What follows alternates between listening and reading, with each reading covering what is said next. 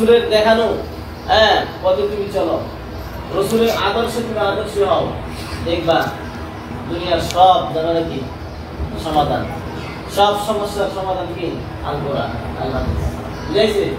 সব সমস্যার সমাধান কি কোরআন এবং কি হাদিস। তোমার অন্য কোনো বই, অন্য কোনো লোকের কোনো পরামর্শ, দিক নির্দেশনা তোমার কি দিতে হবে না। আসসালামু আলাইকুম রহমতুল্লাহি ওয়া বারাকাতুহু। আশা করি আপনারা অনেক অনেক ভালো আছেন। আজকের ভিডিওটা অত্যন্ত গুরুত্বপূর্ণ হতে যাচ্ছে। সম্মানিত প্রিয় দর্শক, আমরা তো সকলেই জানি পিতামাতার হক যদি সন্তান আদায় না করে তাহলে সন্তানকে জাহান্নামে যেতে হবে। আজকের ভিডিওটা হচ্ছে অন্যরকম। যদি পিতামাতা যদি সন্তানের হক আদায় না করে তাহলে পিতামাতার কি হবে, এই বিষয় নিয়ে হুজুর চমৎকার আলোচনা করিয়েছেন। সম্মানিত প্রিয় দর্শক, চলেন সম্পূর্ণ ভিডিওটা দেখে আসি। প্রথমে তুমি যখন তোমার সন্তানের হক আদায় করছো না, এই জন্য তোমার সন্তানও বড় হওয়ার পরে তোমার হক আদায় করে না। হ্যাঁ, আগে আছে এক, হয়ে আছে কি দুই, এক হয়ে কি দুই। এক নম্বর হলো তুমি তোমার সন্তানকে ভালো নাম রাখবা, সুশিক্ষা দিবা, ভালো পাত্রে করো, বিবাহ করাইবা, এটা তোমার হক। এটা যখন তুমি আদায় করবা তখন তোমার সন্তান তোমার বৃদ্ধ অবস্থায় তোমার সন্তান তোমার ভিতরে হক আদায় করবে। কারণ তুমি তোমার সন্তানের হক আদায় করো নাই, এই জন্য সন্তানরা তোমার হক কি আদায় করবে। তুমি তোমার সন্তানকে ভালো নাম রাখছো না, নাম রাখছো কি বলতো, সল্টু, জানতো, জেলটো, বুঝাইছে? এগুলা তো ইসলামী নাম না। এগুলো কি এগুলা ইসলামী নাম না। নামটা অর্থবোধক হতে হবে। একটা ইসলামী নাম যেটা যার অর্থ কি সুন্দর, বুঝাইছে?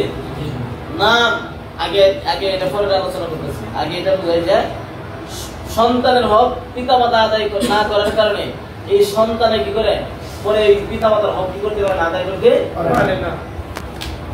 সন্তানের ভালো নাম রাখছে না, সন্তানকে ভালো আদর দিচ্ছে না, সন্তানকে ভালো জায়গায় কি বালে হওয়ার পরে বিবাহ করাইছে না, এই জন্য এই সন্তান তারা কি ছুরিতে কি করে মারে।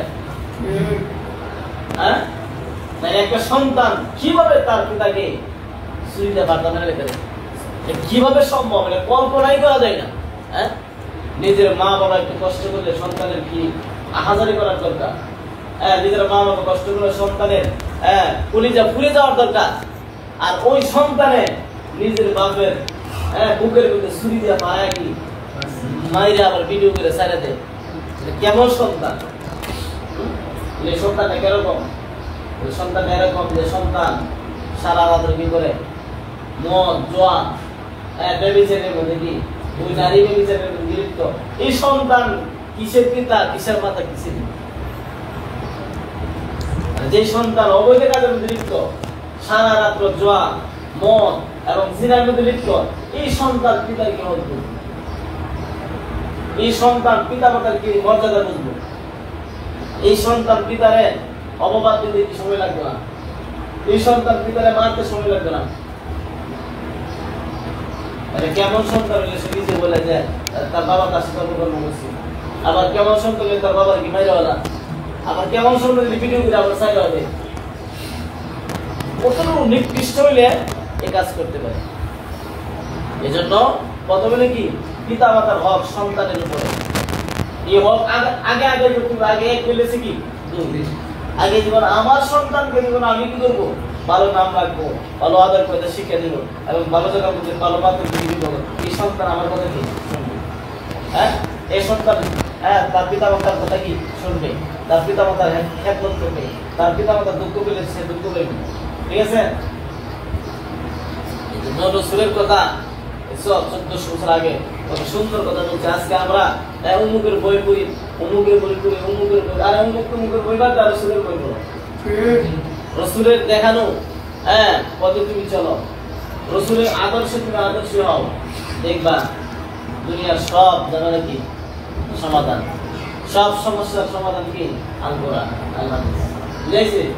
সব সমস্যার সমাধান কি কোরআন এবং কি হাদিস। তোমার অন্য কোনো বই, অন্য কোনো লোকের কোনো পরামর্শ, দিক নির্দেশনা তোমার কি দিতে হবে না। আমেরিকা, হ্যাঁ, চীন, রাশিয়া, এদের কোনো পরামর্শ তোমার কি দিতে হবে না। কোনো ডায়লগ আর মাইলগের কি কোনো কোনো ধরনের এই যে বাংলা কত ধরনের সাহিত্যিকের যোগ আছে, হ্যাঁ, এদের তোমার কোনো চরিত্র, এদের কোনো আদর্শ তোমার নিতে হবে। রসুলের ডাইরেক্ট রসুলের আদর্শ কি সব সমস্যার সমাধান হয়ে যাবে। এজন্য তো একজনের বই লিখছি, 100 মনীষীর বই লিখছি, বুঝাইছি। সারা পৃথিবীর মধ্যে মানে সবচেয়ে ভালো ভালো লোক যাচাই করে বাছাই করে নিয়ে 100 মনীষীর কি বলেছে, 100 জন মনীষী সারা পৃথিবীর মধ্যে যারা নাম করা। চিন্তা করে বইটা যখন লিখবে 100 মনীষীর নাম জমা করছে, নাম জমা করার পরে যেমন চিন্তা করছে কার নামটা আগে দিব, এক নম্বরে কার নাম দিব। লোকটা মুসলমান ছিল না, চিন্তা করলো যে যদি। আসসালামু আলাইকুম রহমতুল্লাহ বারাকাতুহু। আশা করি আপনারা সম্পূর্ণ ভিডিওটা দেখেছেন এবং পুরো বিষয়টা বুঝতে পেরেছেন। যদি আমাদের ভিডিওটা ভালো লাগে লাইক, কমেন্ট, সাবস্ক্রাইব করে আমাদের পাশে থাকবেন নতুন নতুন ভিডিও পাওয়ার জন্য, আর আমাদেরকে সাপোর্ট করবেন। আপনারা ভালো থাকেন, সুস্থ থাকেন। আজকের মতো বিদায় নিচ্ছি। পরবর্তী ভিডিওতে আবার সাক্ষাৎ হবে ইনশাল্লাহ। আসসালামু আলাইকুম রহমতুল্লাহ বারাকাতুহু।